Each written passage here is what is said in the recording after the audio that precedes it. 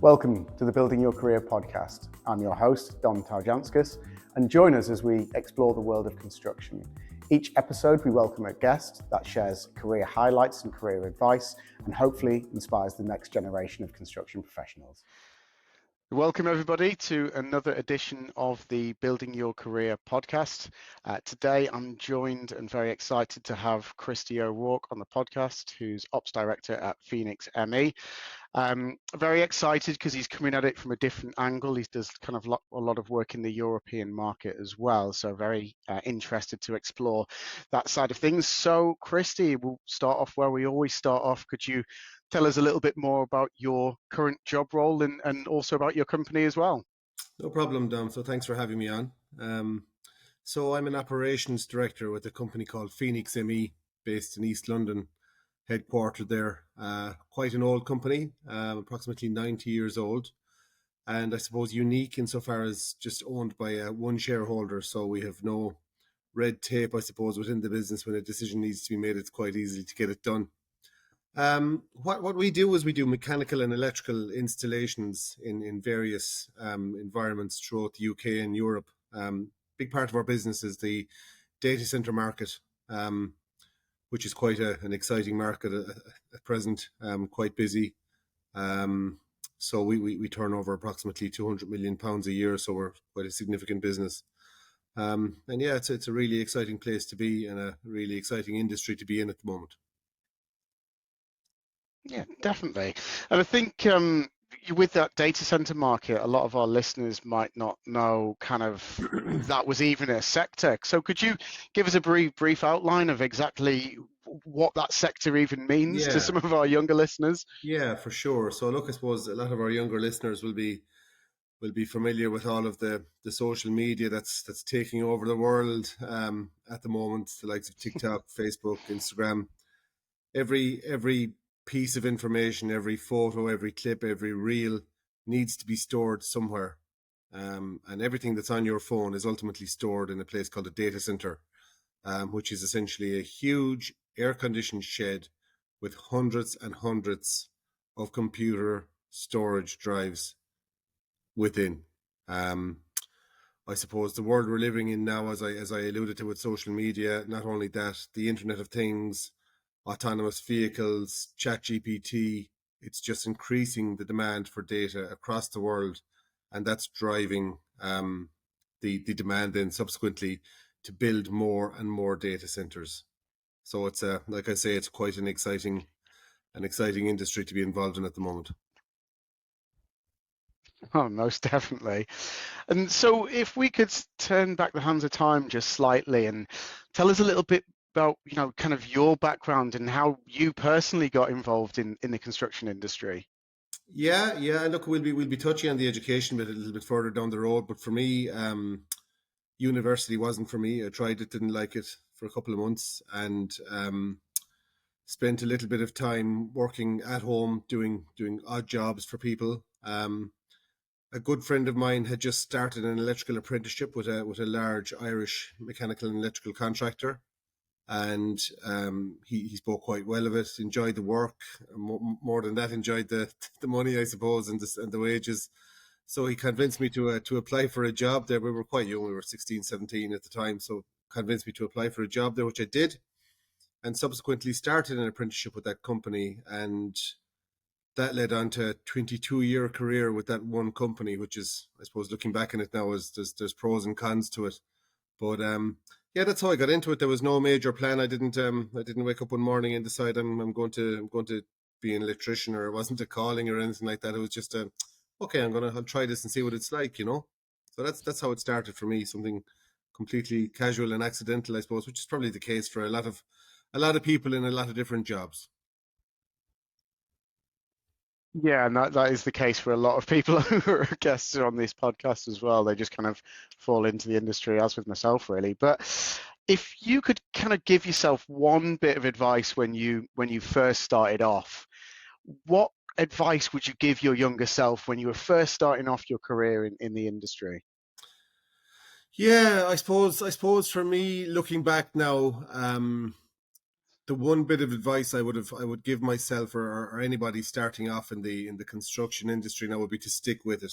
There'll be good days and bad days, and I suppose when you start off, you're most of the time you're starting off in the lowest rung of the ladder, and therefore you get all the less exciting and menial jobs and whatnot. And I suppose it's just to stick with it, yeah, and to have faith in yourself and have faith in your own ability that one day you'll be able to do the things that the people you're looking up to at the moment are doing, and one day you'll progress up the ladder, and you won't always be an apprentice or you won't always be a labourer or whatnot if that's what you want to do, And to stick with it and to back yourself, really have confidence in your own ability. That's probably the one thing that sticks out to me that I would say to my younger self or to anybody entering the industry now. Yeah. Yeah, and I completely agree with you, is that it's not all going to kind of happen overnight. It's kind of a long process where and because it's all encompassing construction, you need to learn lots of different things, and you're not going to learn that overnight. It is just a case of asking the questions to people, and even admitting to people that you are an apprentice, you want to learn, and people are more than happy to kind of give you that advice and to give you all the information that they can, particularly if they know that you're just starting out in the industry as well. Absolutely. I think you hit the nail on the head there. Not to be afraid to ask for advice, or not to be afraid to admit that you don't know how to do a certain thing or whatnot. And invariably, you'll be surrounded by people that will want to support you and will want to see you develop. And I suppose it's one of the nicer things that I find about the construction industry, that overall it's a really, really supportive industry, and your peers are normally really happy to educate you on things, show you how to do things, show you how to progress, and give you their little bits of advice that help them along in their careers, Definitely, and kind of what the aim of this is to break some of those stigmas or the preconceived ideas that some people might have when first starting out in the industry. And as you say, it is a supportive industry. I particularly remember going on site first as a labourer and then as a junior architect, and just freely admitting I just didn't know everything, and everyone was there to give me all they just wanted to pass on the knowledge, and I think it's one of them. It's like there's a lot that you can learn either online, but you can learn so much more if you just go out there on site and just ask people the questions themselves, really. I agree. Yeah, there's so much knowledge in the industry, and I suppose there's a bit of a brain drain going on within the industry as well at the moment. I know that apprenticeships are not as popular as they were, and I suppose maybe the rise of social media, young people today think it's kind of the norm to be driving around in a flash car or whatever, and that you can just do that overnight by just becoming a TikTok sensation or whatever like that. That's not the case, and I think there's a lot of misinformation out there for youngsters today that aspire to all the trappings of wealth and whatnot that they believe, I suppose, can be gotten quite quickly and quite easily through social media, or becoming a social media personality or whatnot. But I think it's not the case, really. It's only the very, very small minority of people that break through that way. And for me, I suppose the one thing for me is that hard work, it gets you there at the end. You know what I mean? It might take a little bit longer, but it gets you there, and to stick with it and to persevere. Yeah, absolutely. Are you a job seeker, tired of endlessly scrolling through job boards with no success? Has your job search hit a dead end? Well, we're here to tell you there's another way. Here at Quest Personnel, we offer a variety of free resources to help job seekers just like you. Our team of expert recruiters is here to help you through every step of the job search process, from CV writing to interview techniques. But that's not all. We also offer exclusive access to workshops, networking events, and other job roles that you simply won't find anywhere else. So what are you waiting for? Get in touch now on our website, questpersonnel.co.uk. Yeah, definitely. And that leads on really nicely to our next question. And you really did touch on it in terms of your background and experience in going through that apprenticeship route. But, for people wanting to get into the industry, either, kind of the younger generation, or maybe someone who just wants a career change, who's a little bit older and wants that career change, what kind of options are available in order to break on through and get into the industry, as you said? Yeah, well, look, I mean, I said it there before that there's a brain drain now, and a lot of in the country, and a lot of engineering companies are desperate for apprentices and desperate for fresh new thinking and guys and girls to come into the industry and to assist in what's going on in this country with a lot of building projects, and there's a lot of exciting engineering projects going on both here and in Europe. And there's a real demand for talent, for people to come into the industry. And I suppose, you know, with regard to education and things like that, I'm not going to sit here and say you don't need an education, but it's not the be all and end all to get into construction. I don't have a third level qualification. I tried it wasn't for me. And then I moved into the role of an apprentice, and I came through the ranks that way, through hard work and a bit of determination. So, I mean, in a way, construction it's ideal for people that may not have a liking for books, as we would say, you know what I mean, for academia.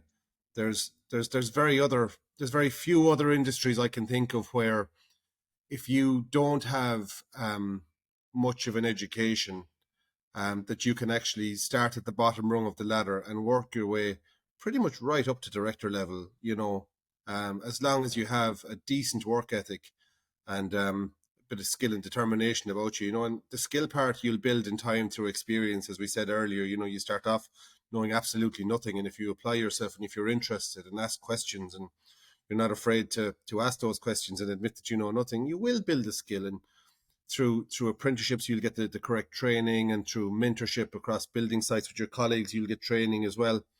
So absolutely, I think construction is an ideal industry for somebody that might seek to have a career change. And if you're afraid that you don't have any qualifications, you don't have any skills, don't be a bit worried about that. You can always start at wherever your skill level, you know, dictates that you start, and then you can move up along as you get more and more experienced, you know. So I couldn't recommend the construction industry more for something like that, because it really is ideal, and it caters for everybody. I mean, look, if you go into construction and you've got a degree in engineering, that's great. It's going to get you 3 or 4 steps up the ladder at your entry point, rather than starting as a labourer or as an apprentice or whatever that may be, an apprentice pipe fitter or an electrician or a metal worker or whatever. But yeah, I'm not going to sit here and say, oh, look, there's no need to go for an education. We all know an education is hugely important.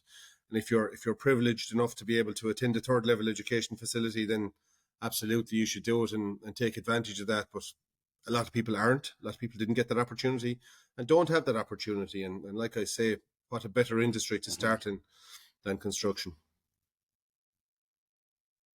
Yeah, I completely agree. And you know, the amount of people that I've spoke to at senior level who've either comes from a trades background and come on the tools, or kind of fell into the industry and worked their way up just through hard work and determination. So I completely agree with you on that side. And you kind of touched on it there, really, in terms of some of the people looking to get into the industry. It's not just a case of working in projects that are an hour a commute from your house. You know, it's not always the case. There is work out there, particularly over in Europe, and staying over in some really exciting projects as well over there. So could you give us a little bit of an understanding about how the kind of maybe the UK market is different to the Europe market, and you know, what the best way of breaking into that European market, or how it works over there in terms of staying over and traveling back and things like that? Could you just give us a little bit of an insight about that market over there? Yeah, well, if we'd been having this conversation pre-Brexit, it'd be much more straightforward with regard to UK passport holders working in Europe. But unfortunately, you've kind of made that a little bit difficult for yourselves. So no, with regard to working in Europe and construction and things like that, I mean, my career in construction has taken me all over Europe. I've seen most countries in Europe through work, be it tendering projects or doing projects, or, you know, meeting clients or customers or subcontractors and partners and things like that. I suppose there's a huge demand for engineering companies to build. I keep coming back to these data centers because it's literally the most vibrant market in the construction industry at the moment. Those, and I suppose battery manufacturing plants for EVs.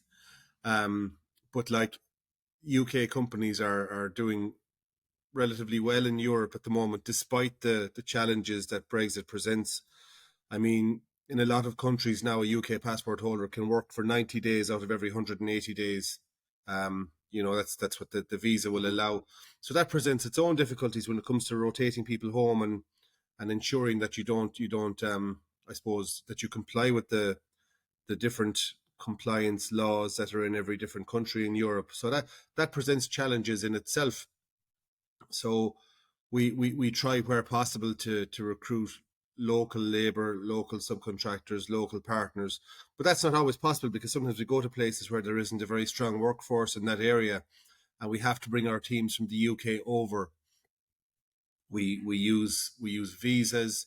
We try and use working permits, which in some cases can last for up to 5 years if you can go to the local tax authorities and present them with, okay, so here's my contract of employment, here's my rental agreement with the landlord that I'm renting this apartment from, so I can prove that I've got 2 years work in this country, I am pretty much resident here, I'm paying my taxes here. And if you jump through those hurdles, you can get a 5-year working permit, but it's a lot of red tape at the moment. So a lot of our partners are European already. It does present some challenges at the moment, the aftermath of Brexit.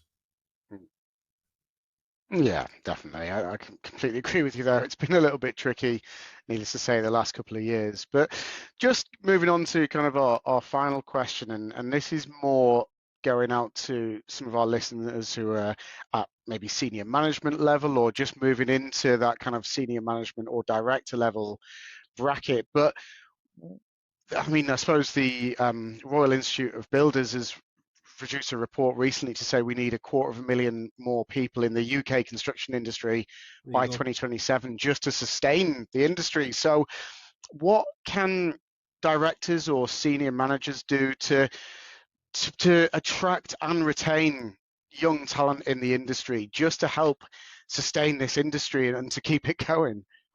Well, I think in general as an industry we're not doing a great job in advertising the I suppose the pros of joining the construction industry. I don't think it's seen as a very attractive industry to join at the moment. So I think we need to do a little bit better there with regard to attracting talent from other sectors into the industry. I think once you're in there, people like me, directors in companies can go a long way to nurture the talent that we have through further education, through offering various courses so that people that we have already can develop and enhance and improve their skills and learn new skills. I think once you get into construction, you generally find that companies now are really seeing the effects of, I suppose, a lack of investment in construction recruitment, in attracting talent, in retaining talent.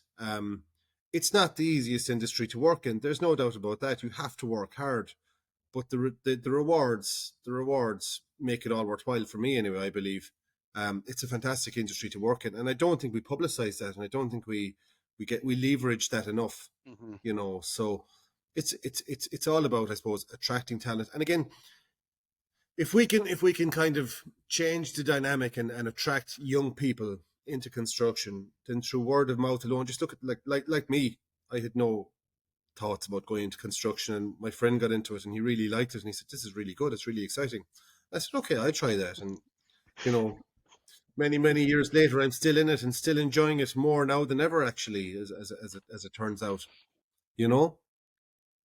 So there's lots we can do in the industry to retain.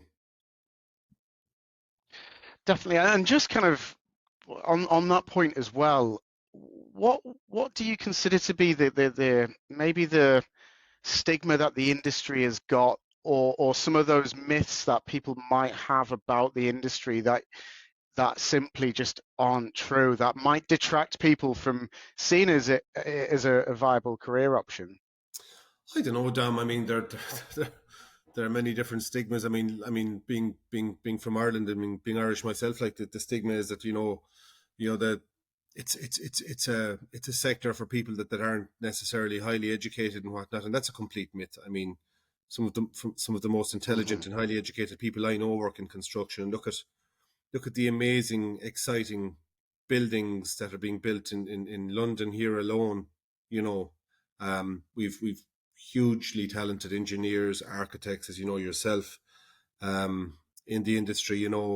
There's if there's a myth about it being a poorly paid career, that's definitely a myth. I mean, if you're willing to work hard in construction, you will make money, be it either self-employed or working for an engineering company of some sort. But I will caveat that if you're willing to work, you will make money. It's one industry, I suppose, that if you're not willing to work, you get found out pretty quickly. It's so fast paced at the moment. There's no room for passengers. But yeah, I mean, look, if there's myths around, maybe it's a poorly paid, really menial, hard-working industry. Well, yeah, you're damn right. It's hard-working. Yeah, you need to work hard in construction. We all know that. Make no bones about it. But it's hugely rewarding. And for me personally, I couldn't think of a more exciting, more rewarding career to be involved in, them. Brilliant.